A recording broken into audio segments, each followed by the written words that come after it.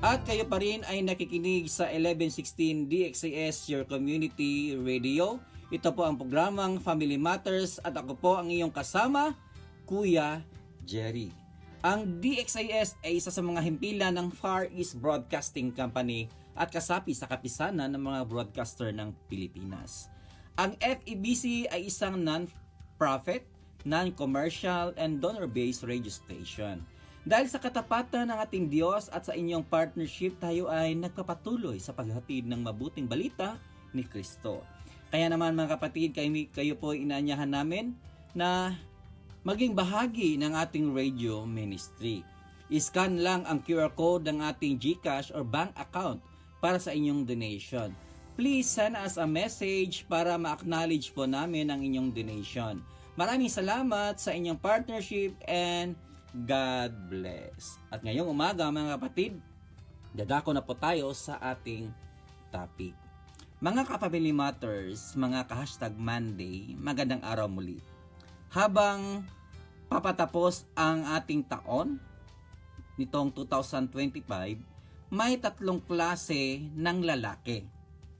Number 1, yung pagod na gusto na lang matapos ang taon. Pangalawa, yung naghihinayang, puno ng sana. Ang pangatlo naman, yung handang mag-reset, handang magsimula ulit kasama si Lord.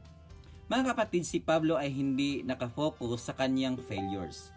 Hindi rin siya nagyayabang sa achievements. Ang focus niya ay finishing strong. At ito ang tanong natin ngayong umaga. Paano ba nagtatapos ng taon ang isang lalaking makadiyos? At ngayong umaga ay pag-usapan natin ang how men can finish strong spiritually. Kaya naman ngayong umaga, inaanyahan ko po kayong sumali. Sali po kayo sa ating kwentuhan.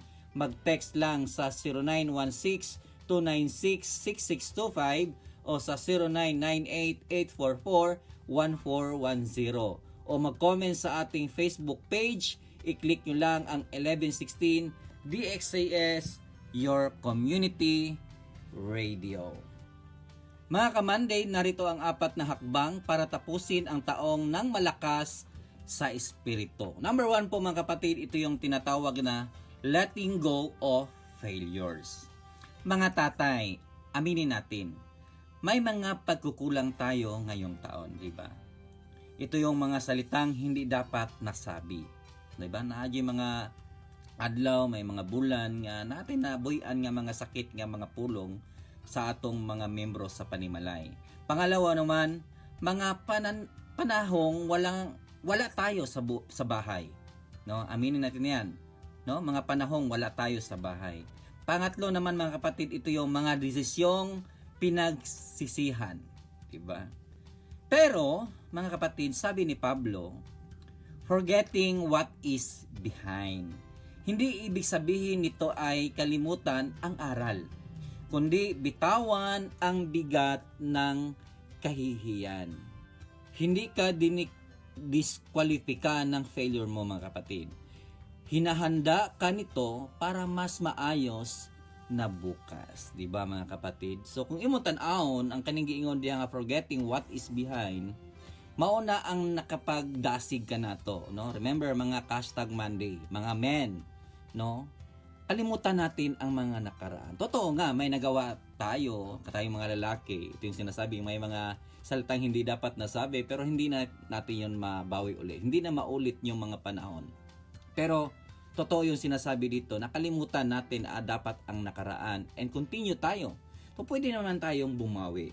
So yun ang ibig sabihin o yun ang paalala sa atin. Hindi na tayo dapat mawalan ng pag-asa. Kasi ito yung mga panahon na nagpaalala sa atin na pwede naman tayong bumawi or babawi, no? Kay para sa tuwa manggod na mga panahon nga igo na lang ta nga magbahay ta o atong idibdib unta dili na to na maistorya, pero mao naman yun na, no? Naman jay mga panahon nga failure ta, naman jay mga panahon nga nasobrahan ta ka sana kanabitong sobrahan nato nagpadala ta sa atong emosyon ug atong mga adlaw nga nasulti nato ang mga sakit nga mga pulong. Pero tandaan natin mga kapatid, may Diyos po tayo, no? May Diyos tayo. At sabi ni Apostol Pablo, no, kalimutan natin yung nakaraan natin. Ang ibig sabihin niyan mga kapatid, kung dapat nating kalimutan, kung imunta kalimti na ang nangagi, dili na nato pwede nga daladalao na kay maora na hinungdan nga dili ka maka-move on sa imuha sa unahan. So bitawan na natin yung mga bigat natin kasi yan ang nagdadala lang sa atin sa kahihiyan. Pangalawa, yung mga desisyong pinagsisihan natin. So may mga nagawa para may nagawa ba tayo mga desisyon na hindi dapat natin dapat gawin, no? Daghan kayo. May mga desisyon nga maoray hinungdan nganong naguba ang inyong maayong relasyon. Ay mga desisyon nga unta makaingon ka nga wala unta na po gihimo. Wala unta na po to gibuhat nganuman kay failure man di ay. Pero ingon diha igsuon nga forgetting what is behind. Balik lang gyapon ta sa verse. Forgetting what is behind. Kay kung kanunay tang nagadumdum o kanunay natong ginabalik-balik, mahuman na lang ning tuig sa year 2025 nya wala pa ka naka-move on. Basig maora na hinungdan nga na-trap ka diha sa imuhang pagka kadabang basol sa imong kagalingon. So, remember, wala man pug disqualified, wala man pug gi-disqualify ka sa imong failure, no? Mao na ang himuon nimong kusog para unsa next time babawi ka uli. Diba? Nindot kayo. Marami man, daghang pa mag-adlaw. Daghang pa magpanahon nga pwede nimong usbon, pwede nimong nga ingnon nimong kagalingon nga okay, bubawi ra ko sunod adlaw, sunod bulan or next year babawi ako, di ba? So nindot kayo. So remember that mga kapatid, letting go of failures. Kung sa man ang mga failures nga nahitabo sa imo this year, no, let go na siya. Diba? Pangalawa mga kapatid, receiving grace, not guilt.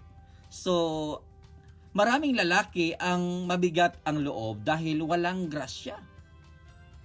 Kundi dahil ayaw tanggapin ang grasya. Remember mga kapatid, ang sabi diyan sa Romans chapter 8 verse 1, there is now no condemnation. No, mao na ang nagahatag ka nato og paglaom. Wala nay kanang pag-condemn sa imuha nga naman gitagaan man tag kagawasan ni Lord. Mga kamanday, hindi hinihingi ni Lord ang perpektong ama. Remember that. Hinihingi niya ang mapagpakumbabang ama. Tinuod na naman di mga panahon nga magkamali ka, ma-failed ka, no? Dili maayo ang imong gihimo. Pero una-una dili man pud no kita nga tawo ram gyud ta, no? Dili man jud mahimong maperpekto kang ama. Pero ang gipangita ni Lord kanang humble ka, magpakumabang ama ka, mapagkumabang lalaki. Mao na ang iyang gipangita. Kung tinanggap ka ni Lord, no, tanggapin mo rin ang sarili mo. Ayaw na basula ang imong kagulingon. Ayaw na sisiha ang imong kagulingon, ang imong katanawag gud wa jud pulos. Wa koy pulos nga ama, wa jud koy nahimo nga maayo para sa akong pamilya. Remember that mga kapatid, kung mingon lang jud ka nga Lord pasaylo ako, mangay pagpasaylo sa imong anak, mangay pagpasaylo sa imong asawang babae, mangay pagpasaylo og move on. No, bawi ka sunod. Kay ang Lord nato, ang ato ang Dios, iyaha kang dawaton kung kinsa ka, no. Og andam buga nga magpatudlo diha sa atong Dios. No, ay himo nga dili ka magpatudlo kay kabalo na katanan, no. Mao gyud ang giingon diya nga walang perpektong ama, nadjay panahon nga magkamali ta. Nadjay panahon nga makahimo tag sayop atubangan sa atong pamilya. Pero this year 2026, no, malapit na mga kapatid. Ngayon ay December 29 na mga kapatid, no. By January 1, no, ayo lang himuha nga taman lang ka sa pulong. Kana bitawng gingon ng New Year's resolution, dili lang nga diha lang ka kutob. Kundi imuha diyan ang ubanan sa buhat. Sama ra nang giingon diyan ni James ni Santiago, dili lang ka hearers but also a doers, no. Dili lang kaigo nga naminaw magbasa sa Word of God pero i-apply na i-change nimo ang imong kagulingon kay ang Dios usab manglihok mo trabaho para sa imong ugma ug sa imong umaabot ang adlaw. Tabangan ka sa atong buhi nga Dios. Mao gyud na. Ang Dios kanunay magpasaylo, kanunay siyang magahatag og chance para kanato. Mao na nga hatagi pug chance ang imong kagulingon nga magbag-o ka. Og timan ina mga kapatid, no? Just receiving grace, not guilt, no? Ayaw nimo kanunay basula ang imong kagulingon. Kay ang Dios nato, Dios siya sa grasya. Nga kanunay nagasabot, kanunay nagapasaylo ug kanunay nagahatag kanato og kapasayloan. Ug ang ato po buhaton, no, sabi ko kanina sa Book of James, no, kanunay na lagi na magbalik nato nga dili lang kaingon nga listener, no. Daghan kayong mga friends nato kanunay nag-advise, mga pastors diha sa church kanunay naghatag og sermon og madungog nato, no. Dili lang ta hearers lang day ay kun dili inubanan pod og buhat, no.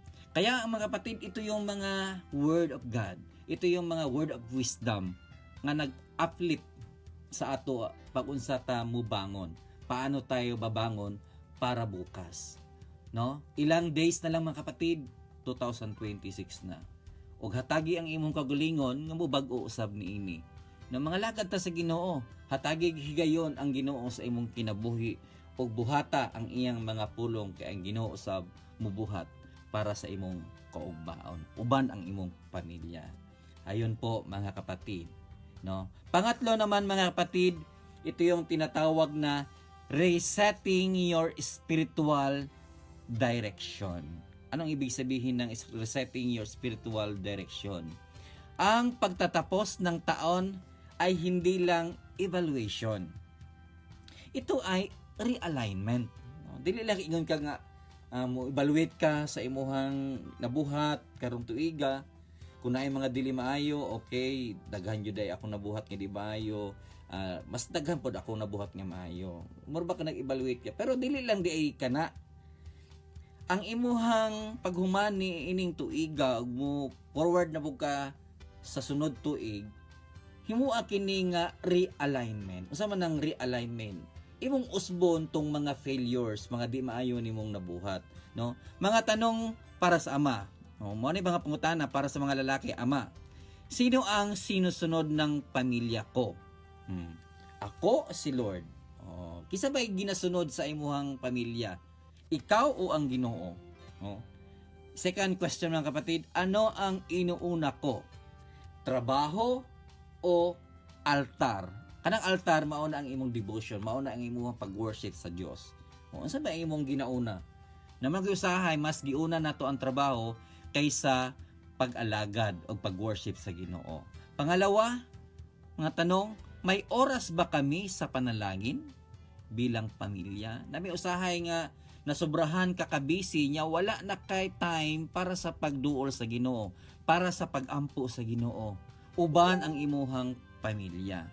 Remember mga kapatid, sa Old Testament may isang lalaking character diyan na si Joshua. Ang sabi niya diyan sa chapter 24 verse 15, sabi niya, "As for me and my house, we will serve the Lord." Ang ganda ng sinabi ni Joshua mga kapatid. Sana ito din tayo, no? Sabi niya, "As for me and my house, we will serve the Lord." Ano bang nangyari that time? Kasi nakita ni Joshua mga kapatid, maraming mga lalaki nung panahon, mga leader ng tahanan, mas pinili nila na sila ang dapat susundin kaysa Panginoon. Mas pinili nila kanabang mabisi yung sila pag-ayo sa ilang trabaho, sa ilang career kaysa sa pag-alagad sa Ginoo. Take note mga kapatid, no. Mamalandong ta. Sama ba usab kita sa desisyon ni Joshua nga mga lagad jud ang imuhang pamilya lakip na ikaw as a leader? Mga lagad jud mo serve jud ka kay Lord ug ikaw ang mo desisyon ana, ikaw ang mo decide ana nga mo lead mo hatod didto sa kinabuhing pagpangalagad nga adunay Dios, no? Ang sabi dito, ang reset ay nagsisimula sa desisyon ng ama. Remember that. Kung miingon ka nga, okay, by year 2026, himuon ako ang sama sa gihimo ni Joshua. As for me and my house, we will serve the Lord. Why not? Dili ba nimo mahimo? Kaya ba nimo na mahimo? Kung kaya ni Joshua, mga kapatid, sa karon nga panahon, why imposible po na nga ikaw ang mulid, ikaw ang mo decide, mas uunahin natin ang kaharian ng Dios kaysa uban labaw sa tanang butang. Kay kung unahon nato ang kaharian ng Dios, mga kapatid, kung unahon nato ang pag-serve diha sa atong buhi nga Dios, unsa ra maguna ang atong panginahanglan matag adlaw? Unsa ra maguna ang imong needs, God? Igadugang ra man yun na sa Ginoo. And the Lord will add, and it shall be added unto you. Ingon pa na diya sa Matthew chapter 6 verse 33. Na seek ye first the kingdom of God and His righteousness, and all of these things shall be added unto you. Tinuod na. Madagiingon nga challenge kanimo ug kanatong tanan para sa mga lalaki. No, i-reset nimo. Ikaw ang mo desisyon bilang isang ama nga mga lagan na jud ta this next year 2026. Dili kay maori gihapon ang mahimo nimo sa mga failures, sa mga pagkukulang. Dili wala man ko ingon nga igsuon nga kuan manggud ka kanang namanggud ka sa buluhaton. Loso mo yun na kay mao mo yun na ang imong ginabuhat. No, dili man imposible igsuon. Wala may iping yung maayong lalaki bisag kinsa. Tanan man jud ta magkamali. Pero why not igsuon mas mudot-dot ka, kanang mo close ka sa Ginoo, no? Kanang mo decide ka. Kaya wala imposible. That's why, mga kapatid, resetting your spiritual direction, no? I-reset nimo. Mas palabihon nimo ang imong spiritual direction kaysa physical direction. Na may uban nga nakapokus kay sa spiritual, sa physical I mean. No, wala kayo sa spiritual. So, tama kay ni, saktong-sakto kay ni igsuon ang ato ang point number 3, resetting your spiritual direction. Ang pang-apat, mga kapatid, ito yung leading your family into the new year. Oh, di ba? Ang ganda, mga kapatid. Ikaw ang mulid sa imong pamilya ngadto sa bag-ong tuig. Mga tatay, hindi kailangan ng pamilya mo ang detalyadong plano. Kanang detailed ka kayo. Pero kailangan nila ng malinaw na direksyon. Ano ba yung mga malinaw na direksyon? Unang-una, mga kapatid, ito yung practical steps, no? Unsa man ang practical steps? Mag-pray as a family. Before the year ends, mabanay ginahimo nato.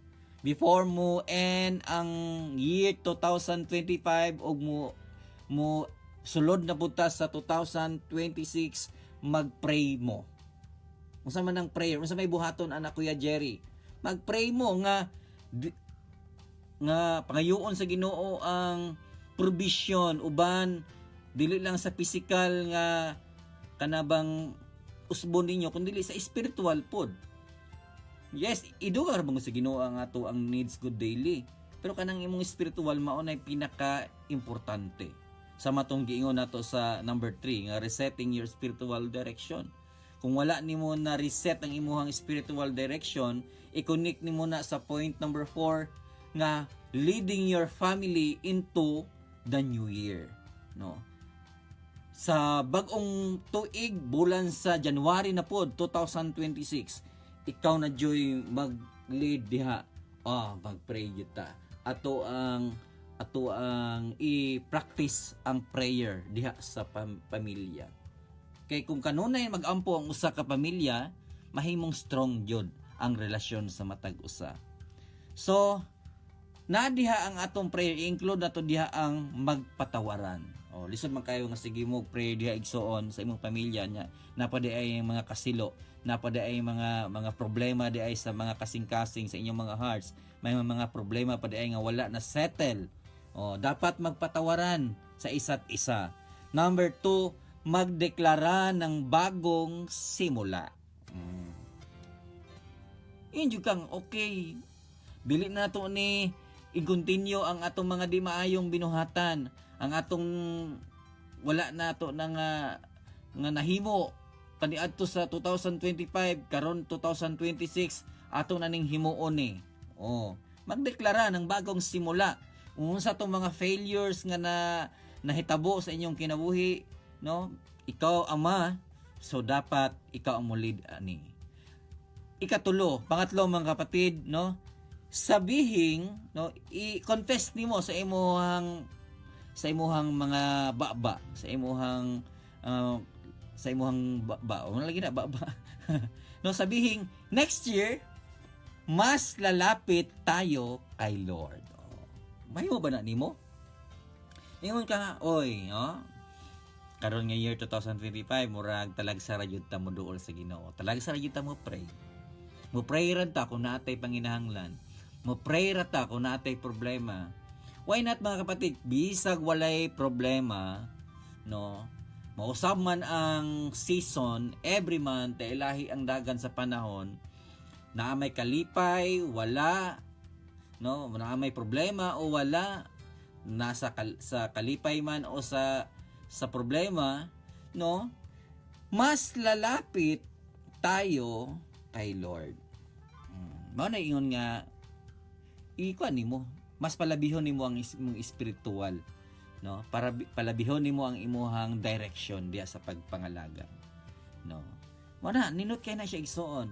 So mga kapatid, ang lakas ng pamilya sa bagong taon ay nakasalalay. Asa siya nakasalalay? Sa liderato ng ama. Ay nakasalalay gyapon di ay kini sa amahan. Bilang isang lalaki, leader ng tahanan, ha? Ito ay nakasalalay pa rin sa iyo.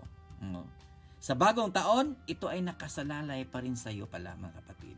Kasi leader ka ng tahanan. Manang ikaw jud ang mo decide. Ayaw jud ingon nga magpaka-kwadkuan lang ka. Ay din na to na kaya. Tapoy man. Usahay igsuon mao patay mingon nga mapatay kusog mo magpa-discourage hinuon sa matag member sa usag-usa. No. Abi niya igsuon mas importante jud ning ang usa ka amahan sa usa ka panimalay mas close kay Lord. Sabi tanawa si Joshua. Mas hugot ang iyahang pagsalig, pagtuo diha sa Ginoo. Tanawa ko na igsuon kung naay mga problema nga moabot sa inyuha nya ang leader ng tahanan, ang leader ng pamilya ay strong.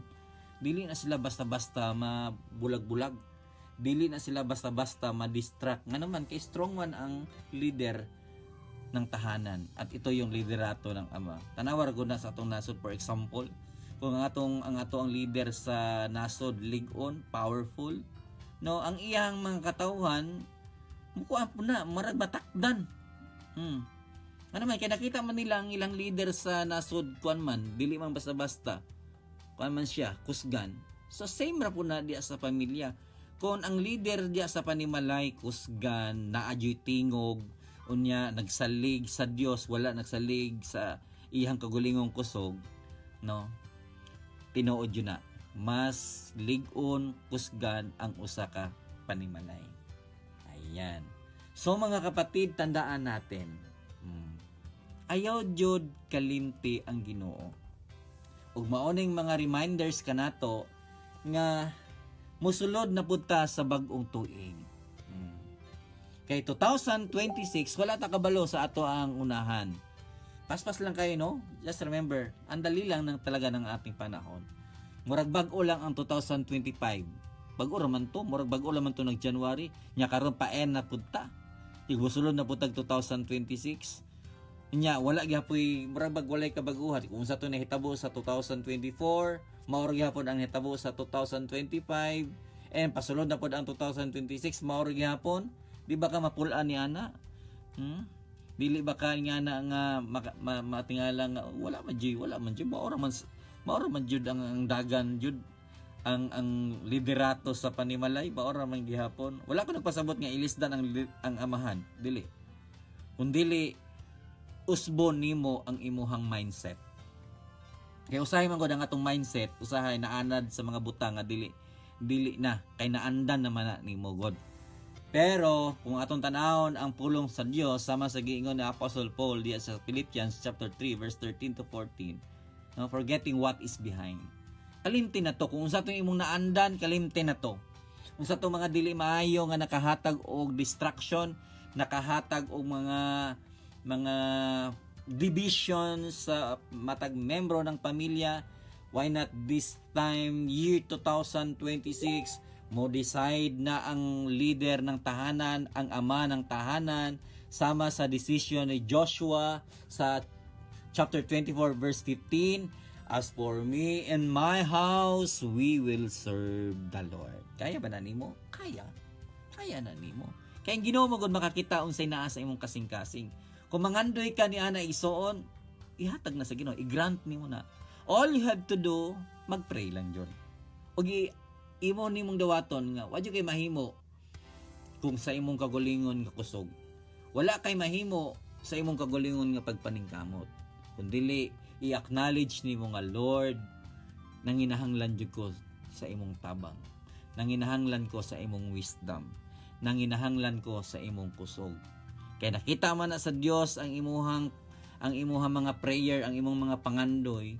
Yes, 100% tutulungan ka talaga ni Lord. Ayan, 'di ba? Ang ganda ng ating mga points ngayong umaga, mga kapatid. No, remember mga kapatid, no, ulitin ko lang, number 1, letting go of failures. No, asag din na to ang imong mga failures sa kinabuhi. Pangalawa, receiving grace, not guilt. Ayun na to, bagbalika to mga bang dito ka na stuck, no? Na stagnant hinung ka dito. Number 3, resetting your spiritual directions. And number 4, leading your family into the new year.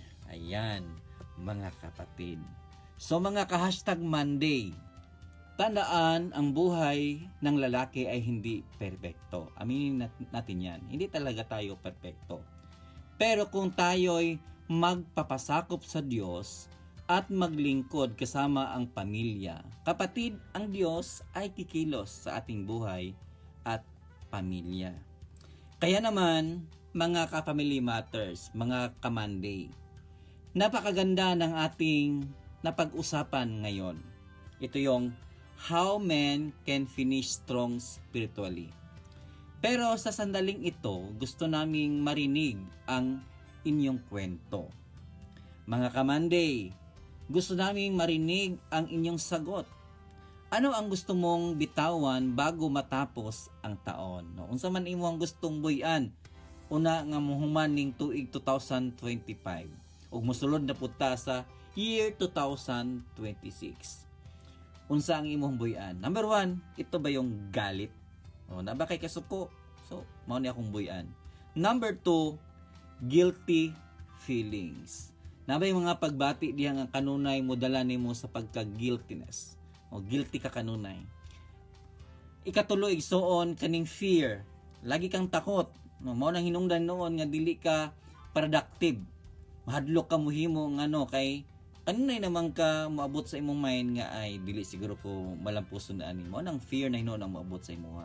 Ikaupat, kaning spiritual dryness. Tungod kay spiritual dryness man, mao na hinungdan nga wala kay katakos nga mulid sa imong pamilya. Ug wala po'y katakos ug walay rason nga kanunay kang mangayo og tabang sa Ginoo kay dry man ka. Dili sama ni Joshua, no? Kanunay nga nanginahanglan jud og tabang sa Dios. So pili ka ning upat igsuon. Pero kung ingon ka, katong upat ako ang pilion. So mas maayo na siya. So i-share niyo sa amin mga kapatid sa pamamagitan ng text o message sa ating family #Monday edition.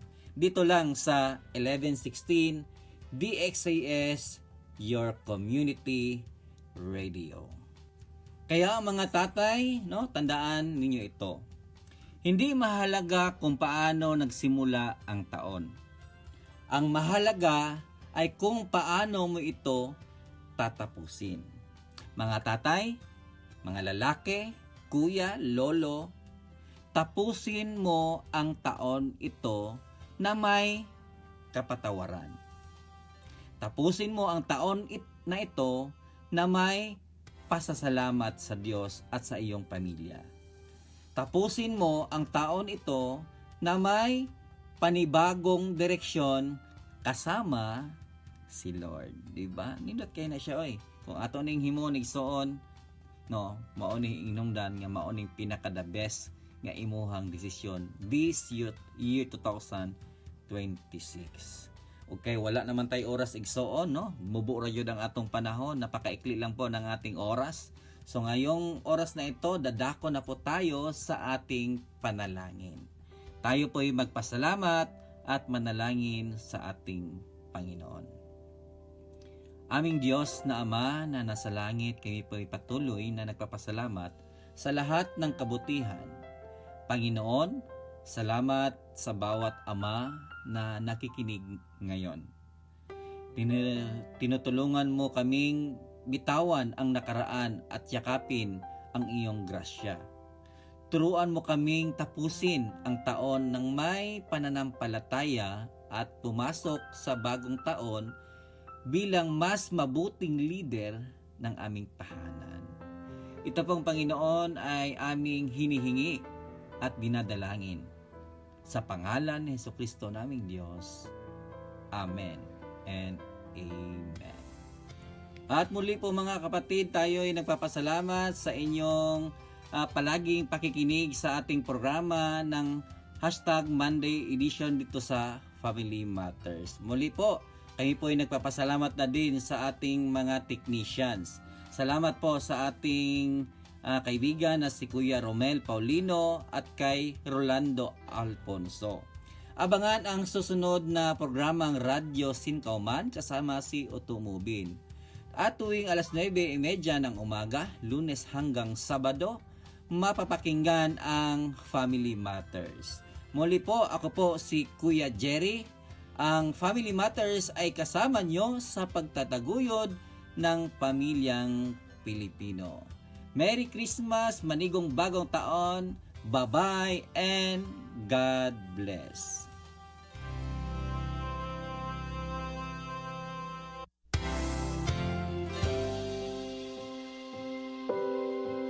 Bilang mga